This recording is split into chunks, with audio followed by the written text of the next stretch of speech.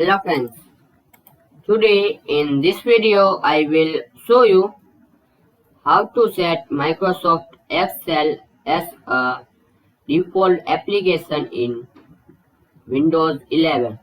So this is very easy to set. So first you need to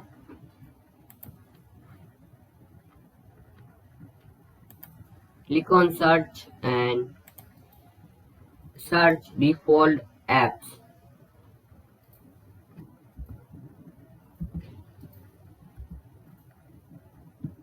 and open it.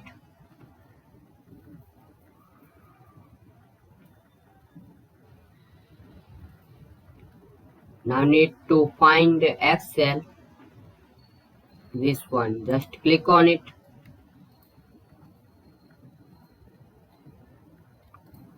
and find this file CSV. Just find this file and click on it, and I hope you select this Excel and select Excel and click on set default. Very easy. First find this file CSV and click on it, select Excel and select default. So this is selecting. Now close it.